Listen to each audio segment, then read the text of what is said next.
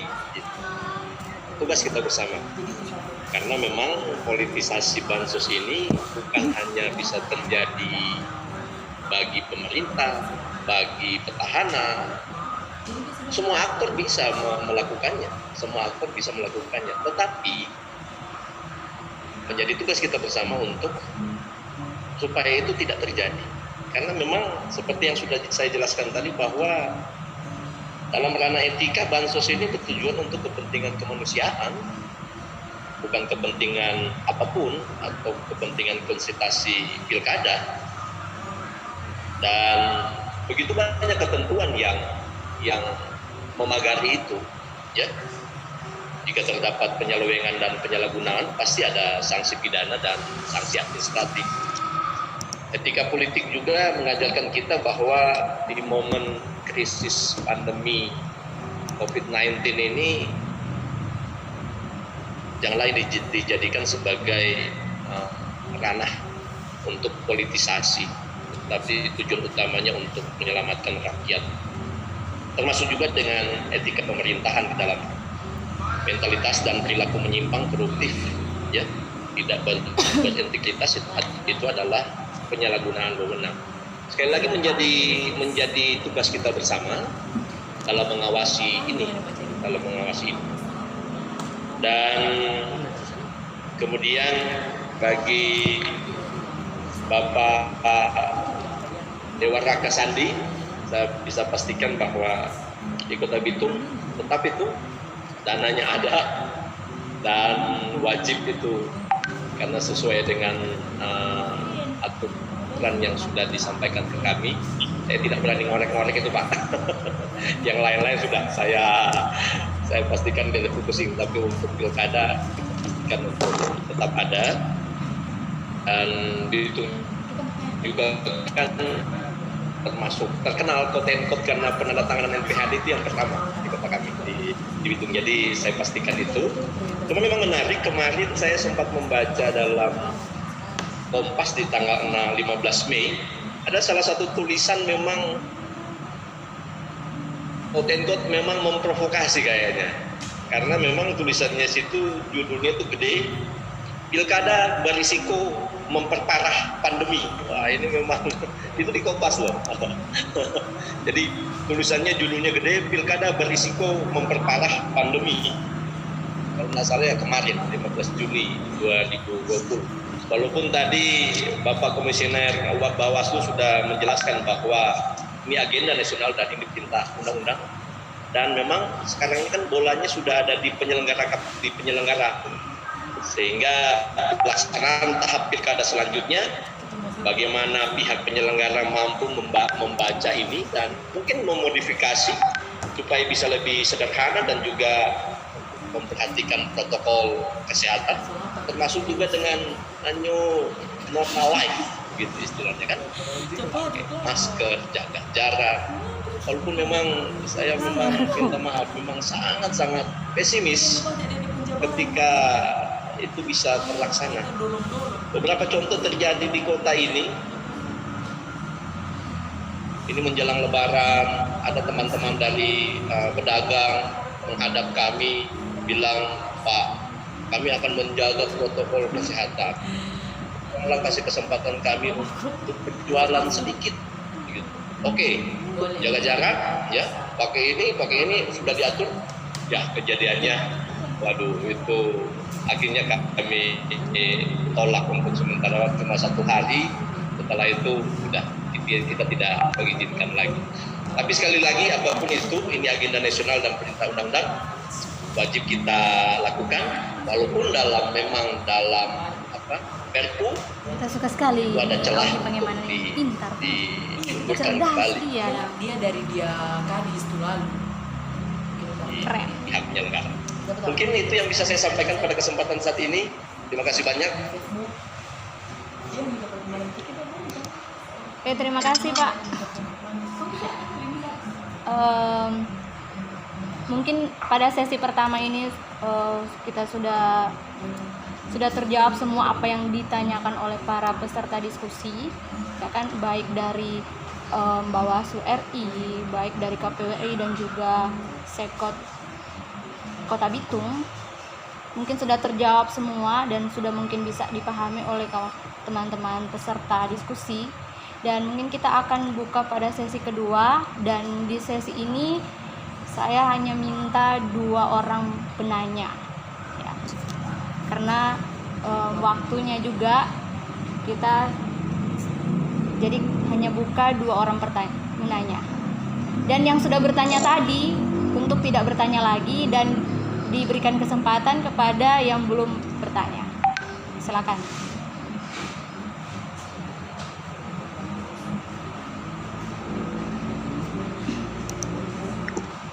Izin moderator. Iya, siap. Siap.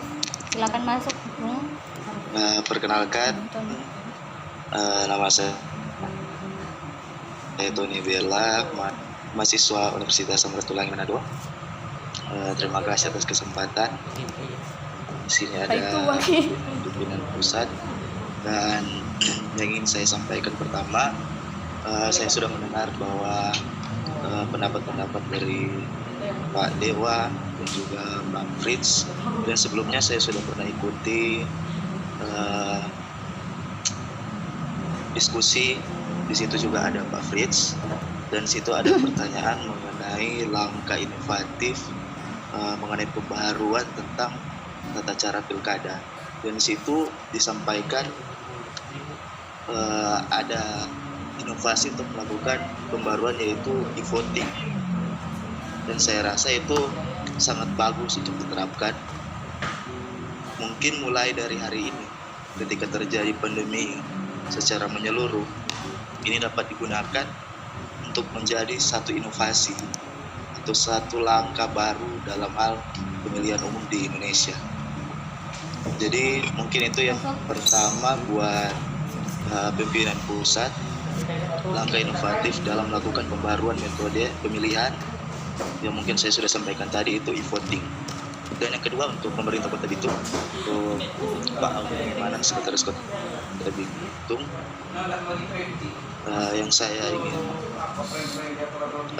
sampaikan bahwa pertama mengenai transparansi penggunaan anggaran kepada masyarakat Kota Bitung khususnya, karena sebelumnya saya mengikuti pemberitaan di media yang sebelumnya ada 25 miliar untuk realokasi anggaran COVID-19 Kota Bitung, dan selanjutnya dilakukan realokasi kembali 81,7. Dan saya selaku mahasiswa juga mungkin sedikit meminta kepada pemerintah untuk melakukan transparansi. Mungkin sudah ada kerjasama yang dilakukan dengan KPK, BPK, Kejari dan sebagainya. Tapi yang terpenting adalah kepercayaan masyarakat terhadap pemerintah sebagai stakeholders. Dan yang terakhir mungkin untuk Pak Sekot, mengenai penjagaan di batas-batas Kota Bitung. Ini sedikit melenceng, tapi kebetulan di sini bisa sampaikan langsung kepada Pak Sekot.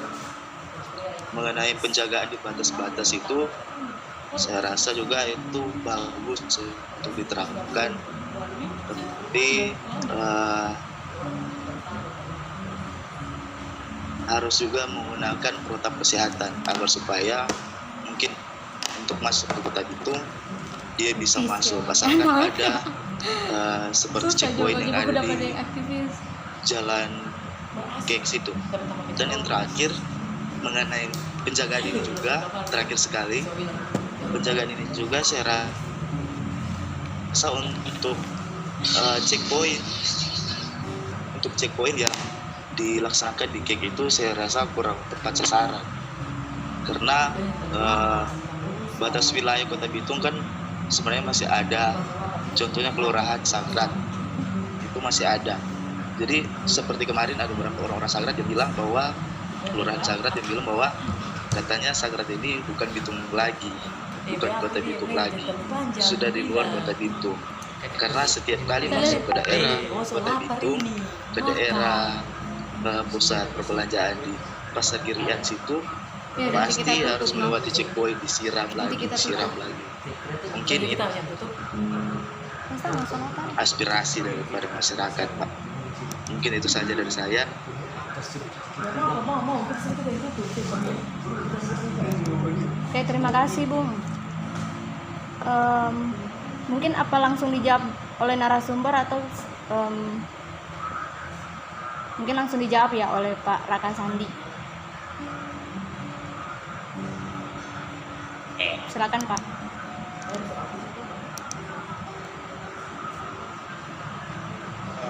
Baik, terima kasih ya. Mungkin setelah saya nanti Pak Sindra ya. Jadi tadi ditanyakan tentang, memang begini ya, kami sudah mencoba mulai melakukan pendalaman. Di dalam undang-undang itu ada beberapa hal yang saya yakini ya bisa untuk dilakukan inovasi dalam rangka penyelenggaraan pilkada 2020. Tuh, ngampung nih Pak Fritz. Tapi Tadi ada ambil foto, bagilah. Ini ada foto tadi, kok ada Fritz? cukup lama dan penelitian Iya, peristiwa saya bagi tentang kata, bagilah. itu. Jadi kami di Iya, ya. Kabupaten Jemberana itu pemilihan kepala daerah tahun 2010 kami sudah menggunakan e-voting. Ya, saya ingat betul ya, pertama kali dicoba itu Tunggu, sabar. saya hadir langsung dan kemudian berkembang. Jangan dulu, Lalu belum pas. ada keinginan dari Bupati untuk menerapkan e-voting dalam pilkada. Ada putusan MK soal itu. Jadi sebagian permohonannya dikabulkan, tapi memang ada kendala-kendala yang mengakibatkan sampai pilkadanya ditunda gitu ya. Jadi pilkadanya ditunda, kemudian ada sengketa hukum di pengadilan negeri, di pengadilan tata usaha negara, sampai kemudian di MK. Jadi saya ingin mengatakan bahwa inovasi itu penting, tetapi perlu ada kerangka hukum yang berlandasnya. Nah, sekarang sudah ada putusan MK, kemudian di dalam undang-undang pilkada juga itu dimungkinkan ya. Tetapi Ini ada foto saya tadi, meyakini minta. untuk perubahan satu sistem itu tidak bisa coba-coba ya, tidak bisa serta-merta kemudian secara radikal dirubah ya, lalu diterapkan. Yang gitu. ada Fritz. Nah, tapi perlu saya sampaikan bahwa ke arah sana ya. Sebagai Mana ada contoh, foto? saat ini di KPU sedang dilakukan Screenshot Jore. langkah intensif Bye-bye. untuk mengkaji tentang e-rekap ya. E-rekap ini sudah akan kemarin ya, dari pagi sampai siang saya mengikuti rapat tentang e-rekap ini. Kami sedang melakukan pemetaan, cuman akan timbul pertanyaan apakah akan diterapkan secara nasional ya, artinya di 270 daerah yang akan pilkada itu menggantikan sistem rekap manual atau hanya pilot project Sudah semua daerah habis tertentu sekda yang jawab, semua close. sekian begitu. Ya. Nah ini kami sedang godok ini tentu Habis sekda berdasarkan jawab, semua jadi close. saya meyakini bahwa upaya-upaya menerapkan terobosan Kita itu penting. Kita nama Tapi closing statement. kita juga harus ada unsur kehati-hatian ya, karena Atau kayaknya sudah proses nanti kita di tutup. negara maju juga mulai meninggalkan e-voting itu ya. Bahkan Amerika sendiri dalam pemilihan presiden kemarin ya, mungkin sebagian di antara rekan-rekan negara mencermati itu banyak persoalan tentang sistem mereka ya. Nah, jadi intinya Siapa ada bahas penerapan screenshot teknologi tadi? itu sangat Tidak, penting ya. Mana? Undang-undang Kok ada memberikan Pak ruang untuk itu, tapi Fritz Siregar tentu Pemuka? pada level-level tertentu yang kita yakini ya. Jadi misalnya Memang kalau kita ini bicara dapat e-rekap tembok-tembok dulu kan urusan. dengan apa ya, C1 itu di scan ya, nanti ada yang di scan di kabupaten kota, ada yang di kecamatan ya, di upload. Madam Nos, ada bahas Nanti bisa juga screenshot. misalnya menggunakan dengan foto kamera yang sehingga mengurangi kesalahan penulisan dan banyak formulir. Nah, ini sebagai informasinya berjalan dengan baik dan lancar. Nah, prinsip IT dalam pemilu itu saya melihat ya seperti halnya prinsip dasar satu sistem informasi, dia memerlukan infrastruktur ya, hardware maupun software, dia memerlukan SDM, dan dia juga memerlukan komitmen gitu. Nah, yang paling Ada dapat penting adalah apa? kepercayaan Fritz? publik terhadap sistem angka yang kaget itu, diterapkan. Jadi kita setuju ya, momentum ini adalah awal yang baik untuk melakukan itu, tapi kami akan coba Nanti lihat potong dulu sejauh sebaik. mana. Tadi Pak Fritz sangat baik menjelaskan misalnya tentang sensus secara manual, kemudian sensus secara IT ya, IT based yang menggunakan. Saya ingat betul dalam verifikasi partai politik ya untuk pemilu 2019 ini di daerah ya, sejumlah daerah itu memang menggunakan alternatif yang dimungkinkan. Jadi tidak semuanya langsung, ada bagian tidak bisa ditemui dan tidak bisa ditemukan langsung, ada alternatif menggunakan video call misalnya ya, yang disertai dengan bukti-bukti pendukung gitu. Nah itulah yang akan kita lakukan. Nah itu ya saya kira, tetapi untuk adik mahasiswa ya, saya kira riset tentang ini ya, ini adalah momentum yang sangat baik juga bagi kami penyelenggara memikirkan opsi-opsi baru. Tapi bagi mahasiswa adalah untuk melakukan satu penelitian inovatif gitu. Ya, coba bayangkan misalnya masa hukum sekarang kita kenal ya, dalam hukum tata negara itu kan KTN darurat ya. Nah, bagaimana kira-kira akademisi dan mahasiswa itu meneliti tentang hukum pemilu darurat ya? Kalau istilah kami misalnya peraturan KPU tentang penyelenggaraan pilkada dalam masa bencana. Demikian juga pemerintah saya yakin bagaimana tata kelola anggaran, ya, alokasi anggaran, realokasi anggaran pada masa bencana. Bencana itu bisa saja bencana alam maupun non alam. Nah, saya melihat selama ini sudah sering didiskusikan ya, kerangka hukum pemilu kita, hukum pilkada kita ini adalah semua disusun dalam situasi yang normal. Kalaupun dia mengantisipasi potensi bencana, itu sangat minor ya, hanya diatur dalam beberapa ketentuan pasal tertentu saja ya. Nah, dan itu ya, jadi saya berharap ada pemikiran-pemikiran kita untuk mencari solusi alternatif dalam jangka pendek ya, bagaimana memecahkan problematika kelanjutan pilkada 2020 itu sangat urgent dan sangat mendesak.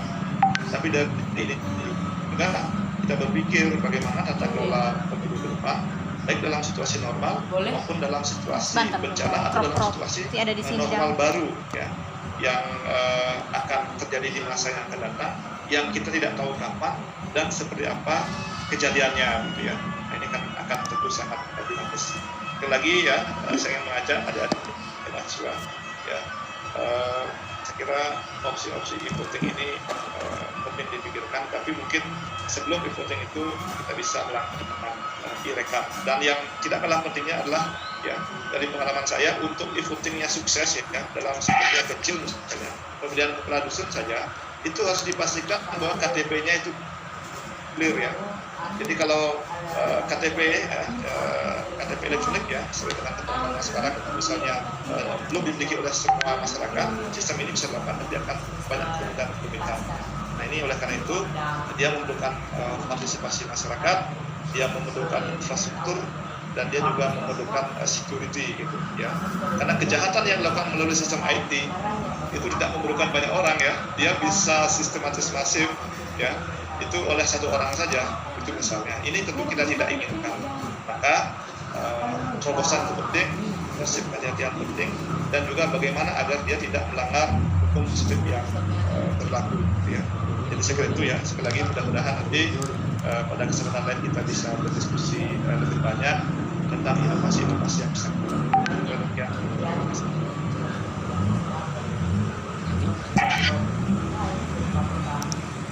Oke, terima kasih Pak. Kira-kira sudah diterima oleh para peserta diskusi.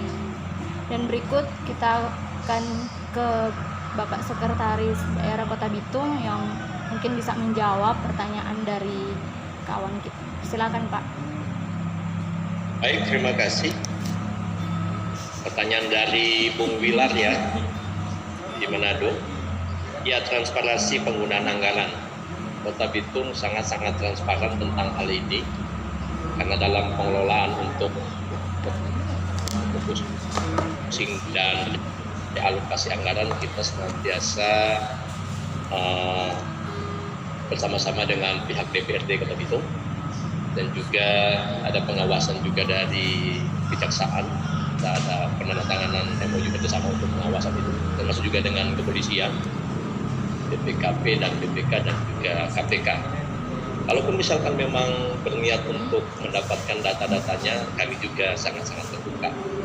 Dan tadi juga dijelaskan bahwa ada kenaikan-kenaikan, ada alokasi dan rekonstruksi anggaran. Itu sekali lagi menyesuaikan dengan keadaan di wilayah. Yang pertama memang 8 miliar, kemudian 11, kemudian 25. Sampai saat ini juga terhitung sampai di 97 miliar lebih. Dan yang harus menjadi perhatian bahwa 97 miliar lebih ini adalah dana refocusing yang kita persiapkan. Bukan berarti sekarang dana itu sudah habis seluruhnya kita digunakan. Jadi baru sekitar belasan miliar yang kita gunakan di 2-3 bulan awal ini. Itu pun paling banyak untuk program pengaman jaringan sosial gitu. Jadi sekali lagi apa-apa yang sudah kami lakukan, apa-apa yang sudah kami kerjakan tentunya berdasarkan dengan aturan, berdasarkan dengan ketentuan yang senantiasa diawasi oleh semua warga masyarakat. Kemudian yang kedua mengenai penjagaan di batas kota Bitung.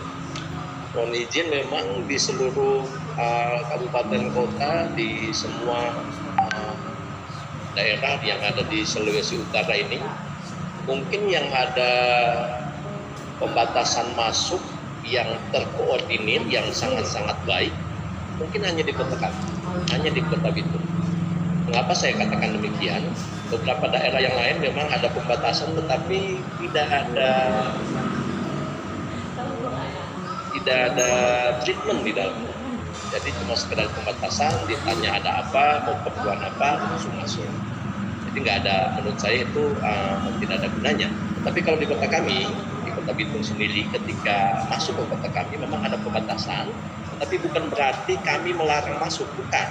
Tetapi ada treatment di situ. Treatmentnya itu apa? Ya, kami ada wawancara sedikit, ada keperluan apa, kemudian mana bukti sehatnya, kemudian di dalamnya ada pengukuran suhu tubuh, kemudian setelah itu ada penyemprotan dalam chamber, tetapi yang sekali lagi juga menjadi harus dipahami bukan disinfektan yang kita semprotkan, tetapi strong acid dengan pH tertentu, begitu. Jadi strong acid dengan pH tertentu, bukan disinfektan. Jadi strong acid dengan pH tertentu ini itu sangat-sangat aman untuk kulit, tubuh, dan untuk manusia. Tapi untuk virus itu bisa tertanggulangi. Dan mengapa kami lakukan di kawasan ekonomi khusus dan bukan di perbatasan Sakat? Ini memang karena alasan teknis. Jadi ketika kita berkoordinasi dengan Forkopimda, kepolisian, dan juga di dalamnya ada Satpol PP, ada Dishub. Memang di kawasan ekonomi khusus itu mempunyai space yang sangat luas sehingga tidak menimbulkan banyak kemacetan. Yang terjadi memang cuma kemacetan kecil. Bayangkan kalau misalkan itu kita lakukan di batas kota, pasti itu akan berpuluh-puluh kilometer macetnya karena memang kita melakukan treatment untuk orang yang masuk ke kota Bitung. Dan puji Tuhan, syukur alhamdulillah, kota Bitung termasuk kota yang sangat tinggi intensitas orang masuk keluarnya, cuman COVID-19 saat ini kita masih membilang angka yang sangat-sangat sedikit, berbeda dengan beberapa kota di kabupaten kota yang lain. Mungkin itu yang bisa saya jelaskan. Sekali lagi terima kasih banyak atas masukannya dan semoga bisa dipahami. Oke, terima kasih Pak Dr. Audi Pangemanan selaku Sekretaris Daerah Kota Bitung. Dan mungkin kesempatan ini saya berikan untuk bertanya lagi satu pertanyaan untuk para alumni GMNI. Yang kita lihat juga ada mantan sekjen DPP GMNI. Mungkin Kak Teddy, Bung Teddy bisa bertanya, atau mungkin ada kawan dan mungkin ada di sini juga ada penyelenggara pemilu, ada Bawaslu, diberikan kesempatan, ada pengurus PPK, ada PPS mungkin di sini, ada Panwaslu kecamatan. Dipersilakan untuk bertanya. Mumpung ada pimpinan dari pusat yang masih siap untuk melayani. Persilakan. Kalau misalkan sudah tidak ada yang ingin bertanya lagi, mungkin saya akan tutup.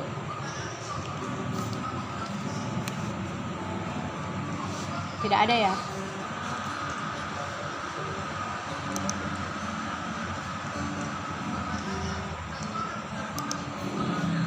Kalau sudah tidak ada lagi yang ingin bertanya, saya akan tutup diskusi ini dan Saya ucapkan terima kasih buat Bapak Komisioner KPU RI, Bapak Raka Sandi, yang sudah menyempatkan waktu, memberikan waktu untuk berdiskusi dengan kami dari Kota Bitung, dan juga kepada Bapak Fritz yang tadi sudah mundur dari karena ada urusan, ya.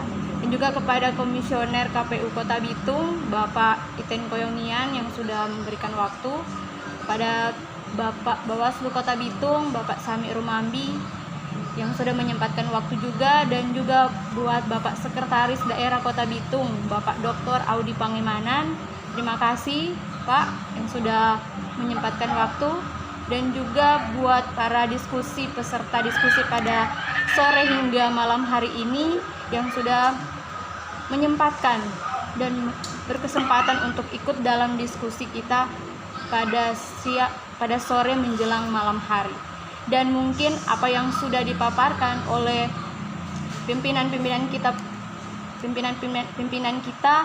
mungkin itu bisa menjadi suatu pengetahuan, wawasan, apalagi kita yang sebagai mahasiswa bisa menambah wawasan kita, karena tema pada saat ini memang benar-benar yang sesuai isu yang beredar, ya kan?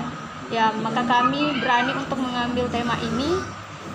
Ya, mungkin seperti itu, dan closing set, dan saya akan tutup dengan kata perjuangan. Terimalah salam perjuangan dari saya, merdeka, Gemini Jaya, Marhain menang. Terima kasih semuanya, selamat malam. Malam. Mereka. Thank you. Kita ya. Terima kasih. Semangat dulu. Sudah.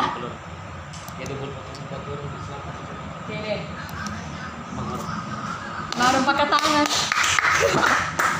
Langsung tutup. Baru.